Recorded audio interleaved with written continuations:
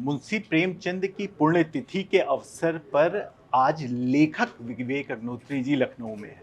लेखक मैंने इसलिए कहा चूँकि आपकी कल्पनाओं की वजह से ही आप क्राफ़्ट की दुनिया में पहुँचे और फ़िल्म की जगत में आए।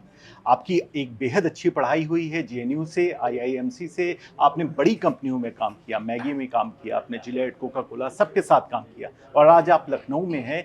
तो विवेक जी बहुत-बहुत पहले तो आपका धन्यवाद कि आप हमारे शहर में आए और दूसरी बात कि एक लेखक के साथ हमेशा से ये प्रॉब्लम रहती है कि जब वो पीछे मुड़ के देखता है तो उसको पुराने लेख से बड़ा खौफ सी हो जाती है कि यार इतना बचकाना भी मैं कभी-कभी लिख देता था क्या? जी। आपके साथ भी ऐसा होता है कि आप पीछे अपने कुछ लिखे हुए को देख के लगता हो कि यार यार इसमें सुधार हो सकता था?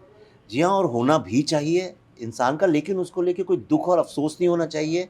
वो भी आप ही थे और आज जो हैं वो भी आप ही हैं। हाँ, लेकिन हाँ, मुझे अपना जो बाकी ज़िंदगी को लेके नहीं लगता है, लेकिन जो फ़िल्म का जो मेरा जीवन है, जो film as a film maker, वो जो करियर है, उसमें मुझे लगता है कि शुरू के कुछ साल मैंने शायद वेस्ट कर दिए।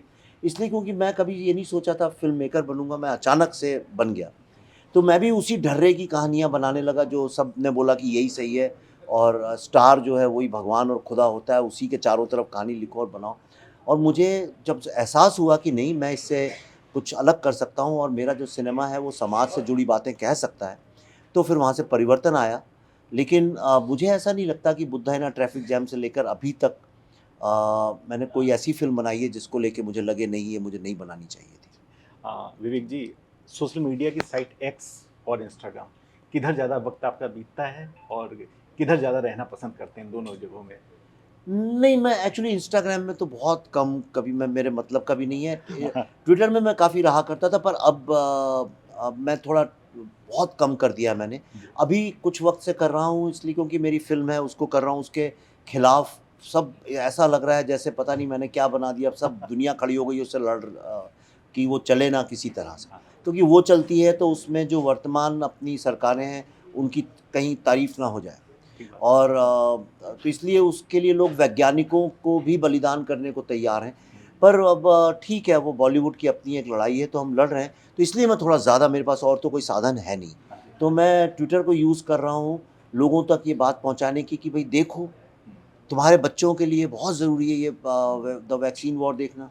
जो असली हीरोज़ हैं, सुपर हीरोज़ हैं, बॉलीवुड और क्रिकेट के अलावा भी हीरो होते हैं, हुँ, ये बात उन तक पहुँचाना मेरे लिए आवश्यक है। दूसरा, कि भारत की जो नई चेतना है कि भारत कुछ कर गुज़र रहा है, हुँ, इंडिया कैन डू इट, ये भी पहुँचाना ज़रूरी है। तीसरी बात, हमारी जो महिलाएँ हैं, नारी शक्ति है जो, उसका मैसेज भी सब तक पहुँचाना ज़रूरी है।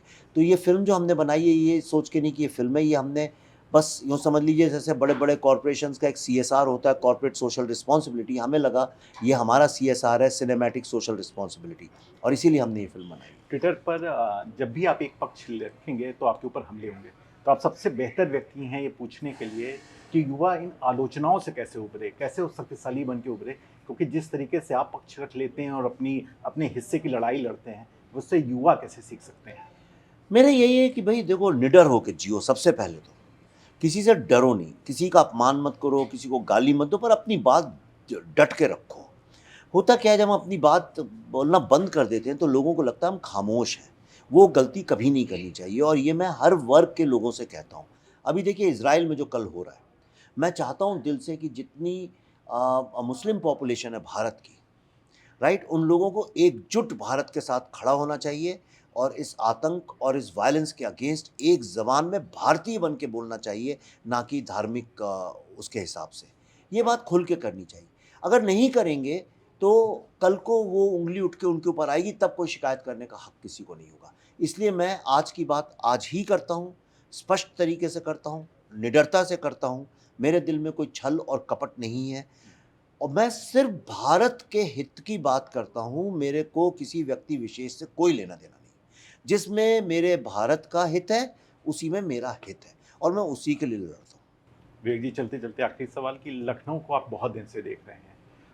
कश्मीर फाइल्स के प्रमोशन हो या वैक्सीन वॉर की शूटिंग हो, कितना बदला है इस दौरान लखनऊ और योगी अरे आदित्यनाथ जी भई! के उसके मैं तो देखिए बड़ा ही यही हूँ, तो उत्तर प्रदेश में ही जी, वक़्त बहुत गुज़रा है, हालाँकि भोपाल में था, जी। पर एक तरह से ये पहला घर था, भोपाल जो मैं जहाँ रह मकान था वो दूसरा घर था। उत्तर प्रदेश का नक्शा ही बदल गया है। मैं आपको एक छोटा-सा एग्ज़ाम्पल देता हूँ। हम जब यहाँ आते थे पहले, तो मेरी कज़िन्स या बहनें जो थी वो स्कूल कॉलेज जाती थी, कॉलेज वाले तो रिक्शे में, 2-3 वो लड़कियां जाती थी रिक्शे में, तो हमसे बोला जाता था कि साइकिल में पीछे पीछे छोड़ के आओ उनको, और हम जाते थे। फिर जब उनका छूटता था कॉलेज तो साइकिल से उनके पीछे पीछे पीछे साइकिल चलाते हुए रिक्शे के आते थे, कोई गुंडागर्दी ना करे, छेड़े ना। ठीक है, आज वो स्थिति नहीं है। आज कोई भाई अपनी बहन को पीछे रिक्शे के नहीं जाता, एक बात। दूसरा, पहले यहाँ शूटिंग लखनऊ में अगर हो, आप कर नहीं सकते थे, उतरो शूटिंग। मैं एक बार याद है, मैं आया था, बहुत साल पहले की बात है, ओमकारा फिल्म की शूटिंग थी, वो करीना रीना कपूर वहाँ कर रही थी, ये हजरतगंज में कहीं, उन्हें आधे घंटे में भागना पड़ा छोड़ के, शूटिंग कर ही नहीं पाए। वो हीरोइन को छू रहे हैं, ये कर रहे हैं, कोई गाली दे रहा है, धक्का मुक्की सारी दुनिया भर का, इतना वो था वहाँ पे, पुलिस भी खड़े देख रही थी। अभी मैंने अपने अनुभव से बताता हूँ, वैक्सीन वॉर की, पूरे लखनऊ में की, एक आदमी हमारे पास फटका नहीं, किसी ने तंग नहीं किया, किसी ने रिश्वत नहीं मांगी, पुलिस हो, शासन हो, सब ऐसे खड़े थे कि यहाँ एक प्रोफेशनलिज्म जो है, और वो जो प्रोफेशनलिज्म है वो मुझे बहुत अच्छा लगा। तो उस मामले में, प्रोफेशनलिज्म में, आगे बढ़ने की इच्छा में और सुरक्षा में, ये 3 चीज़ें मैंने स्वयं अनुभव की हैं। बाकी तो इकोनॉमी वगैरह के बारे में तो जो लोग यहाँ रहते हैं वही बता सकते हैं। विवेक जी, आपने हमें समय दिया, आप स्वस्थ रहें, सार्थक रहें और ऐसे ही लखनऊ आते रहें। और यही मैं उल्टा उत्तर प्रदेश के लिए भी कहता हूँ, स्वस्थ रहे, प्रसन्न रहे और भारत का सबसे अग्रणी प्रदेश बने योगी जी के नेतृत्व में। ये मेरी दिली इच्छा है। आप मैसूर में बहुत बहुत धन्यवाद। धन्यवाद।